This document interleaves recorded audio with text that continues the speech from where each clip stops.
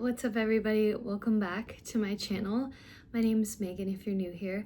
I thought it would be fun to do a mid-year favorites, kind of taking a pause in the year to talk about all the things that I'm loving. I wrote some notes here for myself so that it's easy for me and for you. I'll put them as chapters in the video. Also, I'm filming this on my iPhone. I thought I wanted to try something new, and please give me your feedback. How does it sound? How does it look? Yeah, I just wanted to do something different, not take out my whole big camera and microphone and stuff. I just wanted to do something casual.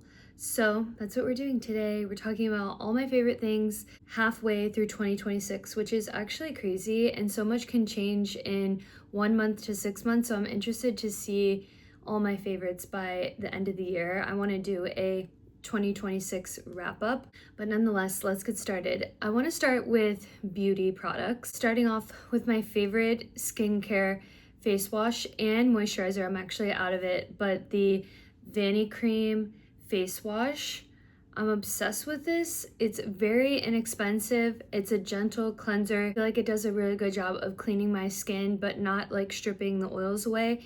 And same with the moisturizer. It's really hydrating, but it's also very light. I'll put a little picture of the one I buy at the store, but you can pick this up, I think, really anywhere. I get it from Target. But this hair mister, which I have curly hair, obviously. How did I never use this? I have no clue, but thank goodness I've discovered it now rather than later.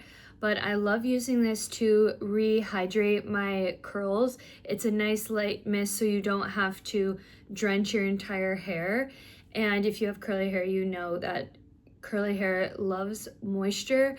So this is really nice to freshen up second or third day hair. Also, in terms of hair, I have been wearing my hair half up, half down for months now. It's my favorite hairstyle because I like that it feels like my hair is out of my face since I do have longer hair.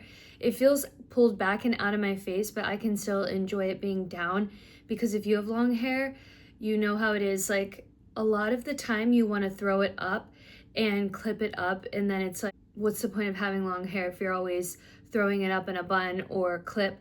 So I can find enjoyment of having my hair down but still like out of my face and pulled back, except for like my front pieces and stuff. I've just been obsessed with it, and it also helps my hair, I feel like, look fuller from the back. I don't know, but I just love it. Some wellness things I've been loving this year so far. I went to my first sound bath, which is actually crazy because I've been a yoga teacher for 10 years, and this is the first time I've ever done a sound bath. It was for an hour, and I swear it felt like I was floating into the abyss. It was so relaxing. There was so many unique sounds. It just was amazing. I hope I can go to another one soon. Another thing that's been really nice in my wellness routine, sort of like fitness, is that I've been really working at doing a lot more weight training as I've gotten into my early 30s. I have sort of come to prioritize weight training as we get older as women. Our bone density decreases, and it's just overall healthy for your joints and your bones, and it just helps me stay toned. And so I've been incorporating weightlifting. I say like 3 times a week I probably lift weights. Another thing that has been really important to me has been doing mindful mornings for myself. I've been really trying to spend time with myself in the morning, either reading, meditating, and it's helped me start my day off on a better foot. Sometimes I get out and take a walk, but it's been really warm here in Northern California, so being honest, I haven't gotten out in the morning to walk. But no matter what, I try to carve out a little bit of time, whether it's like 30 minutes or something, for myself, so that I'm grounded before I just go off and get into my day. Okay, let's talk about books. I'm not gonna go too deep about this because I want to do a book recap of my favorite books of 2026, so I'm not going to go too deep. But if you've been following me for a while, you've probably heard me talk about a lot of these books. But if not, this will be really nice to chit chat about my favorite books. First, and most importantly, I got my Kindle for Christmas from my mom, and I have actually been so obsessed with my Kindle. This case I got is from Etsy, and then I did a clear case with a bunch of stickers I've collected. And I don't know if this is like a placebo and I'm just like making it up in my brain, but I feel like I read faster. The annotating allows me to absorb and concentrate on the story a lot more than in a traditional book. I usually don't annotate because I just want them to look nice. And I love being able to take it on the go. It's so lightweight, especially reading at night when the lights are off. If my spouse is asleep, I can still stay up and read, and you can put it on night mode. And I love taking it on trips. When I went to travel to see my family, it was really nice because I could have multiple books. So that way when I finished one, I could go to the next. I don't have to bring like 5 books with me to pack for a trip. So I've just been obsessed with my Kindle. It's my baby and I love it. My favorite book so far, starting off with Strangers. It's a memoir about a 20-year marriage that abruptly ended, and it's really about her journey, sort of reflecting on her relationship with her ex-husband, as well as her dynamic growing up and how the themes that she's processing of her childhood sort of carried into her marriage and in her adulthood, and then her rediscovering herself post-divorce just was really beautiful, and I felt like easily relatable. My parents are divorced, so I felt like it was a really beautiful story overall. Next is The Women by Chris and Hannah. Of course, 5 stars. I don't think there's been a Chris and Hannah book that I've rated less than 5 stars. It's based off the Vietnam War, and it's following this main character, her time in the war, post-war, the dynamics of her with her parents, grief, romance. It's an amazing read. I feel like you just connect so deeply to the main character in her journey. I also love that you just learn about history in a very fun and entertaining way. I mean, it's not fun because it's sad, but you know, compared to like sitting in a history class and like reading a history book, it's a nice way to learn about history. Also, The Bright Years by Sarah Damoff. Oh my God. This book was written so incredibly well. I loved how the POV would change, but the story was continuing to evolve and grow. And it was interesting how the POV would change at a specific time. And it just was like this smooth transition. It had so many layers of family trauma and grief, addiction, just beautiful. I highly recommend. If you have not read that book, you absolutely should. Also, one of my favorites this year is that my spouse has gotten into reading more fiction. I have been asking if they would read Verity because I know it's coming to theater. And so once my spouse finished Verity, it was like a snowball, and then it started with The Silent Patient and Pretty Girls, and they've been using my Kindle while I'm reading like a physical book, and it's such a fun thing for us to share. They would read a lot of nonfiction, but I was like, you need to dive into this, especially because they're so into like psychological thrillers and the very intellectually stimulating stories, and it's been so fun for us to share. Tailing off of books for entertainment, you guys, this year I have just been nose deep in Survivor. I've actually currently taken a break off Survivor, but I have absolutely devoured the show. I have loved it. I mean, I literally even made a spreadsheet of what seasons I've watched and want to watch, because there's like 40 or no, there's 50 seasons, so it's a lot, but it's an incredible show. You guys know I rave and rant about Survivor. I absolutely love it. Also, I got to meet Joe Hunter from season 50. He also played season, I believe it was 47. And I went to like a live Q&A and got to ask a question. I did a vlog about it. Also, my favorite movie so far of the year has been Devil Wears Prada 2. I am obsessed with The First Devil Wears Prada. I have the DVD and I always watch it whenever I'm feeling like I need a feel-good comfort movie. And I was so happy that they did a sequel to it, and they did it so well. First of all, they kept all the main characters. You know, when they do a sequel and they don't even keep the same actors, it's like, you lost me already.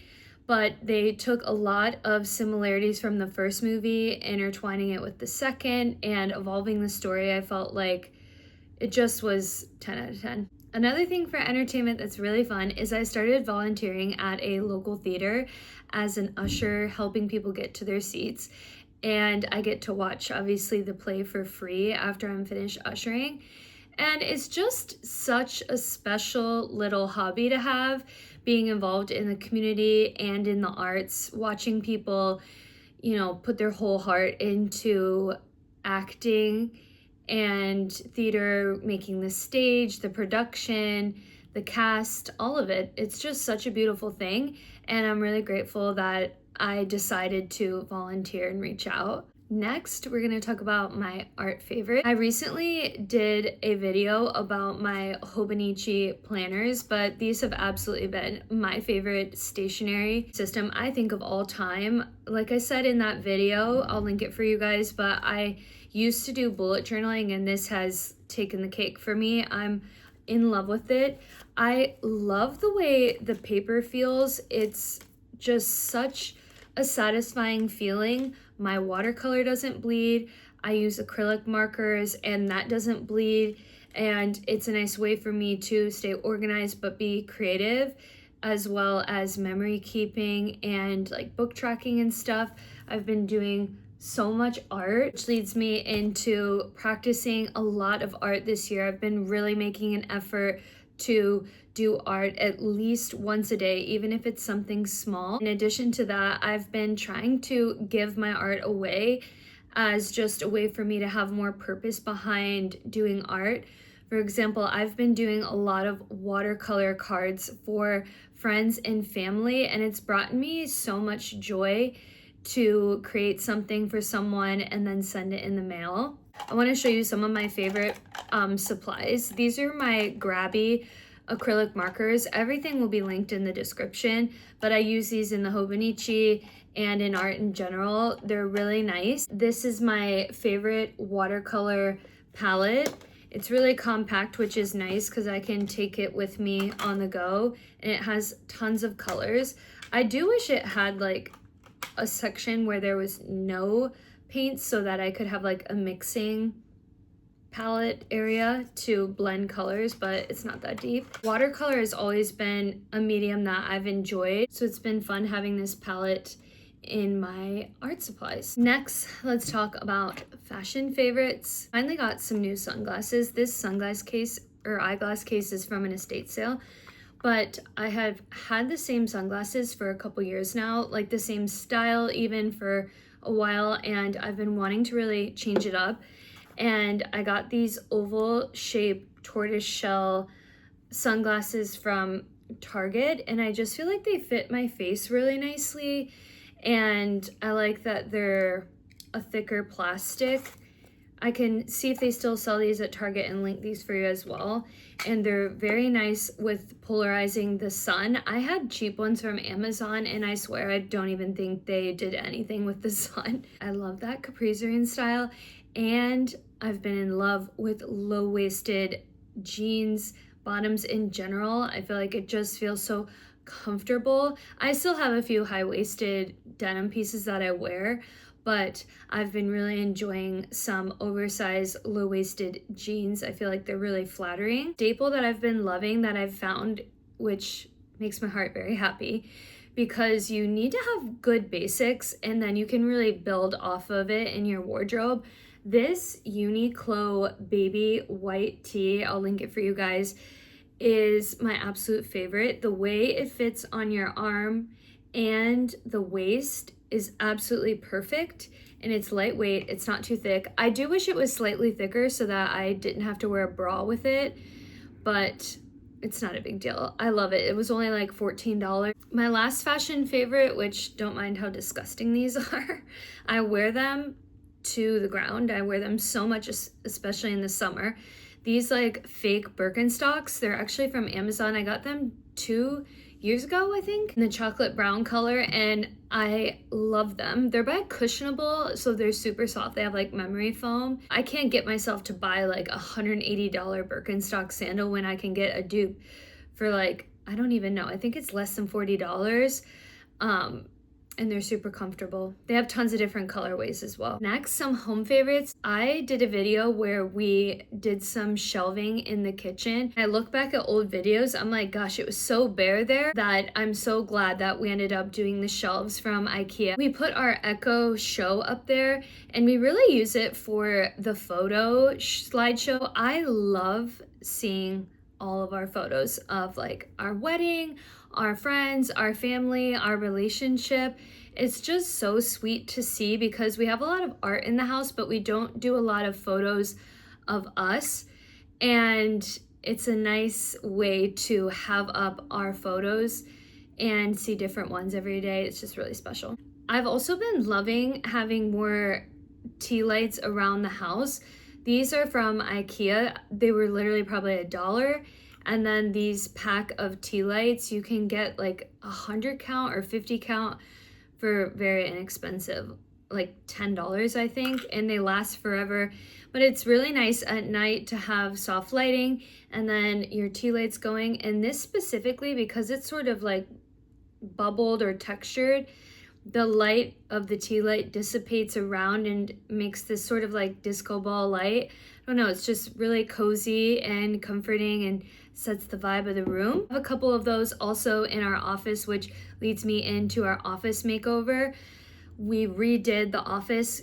You guys might have seen our apartment makeover. We built an L-shaped desk by ourselves.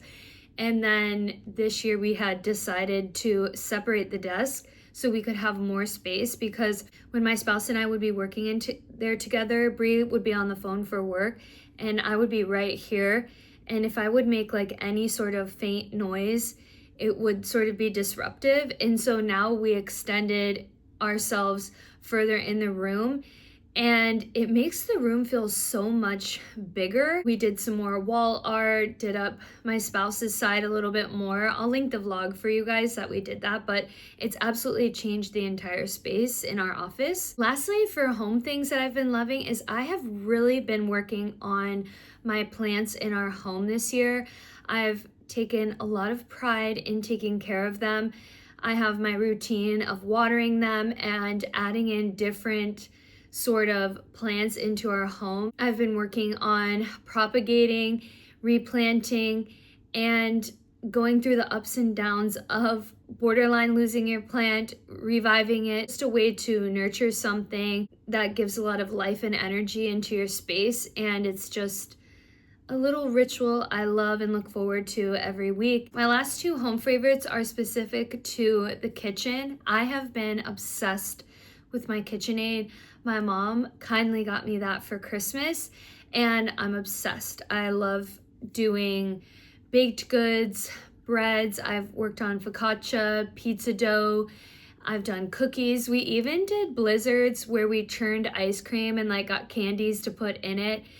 And it's just been such a fun piece of equipment to have. And then lastly, this little recipe box. I've talked about this a lot before, but my spouse made me this and I'm obsessed because I recipe test and find my favorite recipes and then add them onto these index cards, and it is such a game changer because I hate having to click on my phone, unlock it, be in the middle of cooking, and then go back to my phone, look at the recipe, go back to the food, look at my phone.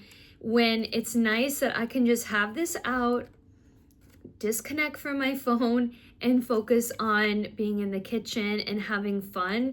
So I've loved that. Tell me in the comments what you've been loving so far in 2026. I hope that you've been having a wonderful year so far. Like I said, I can't believe that we're halfway through the year. And I'm interested to see how much changes for me, what I'm sort of into by the end of the year. You guys enjoyed this video and I'll see you in the next one. Bye.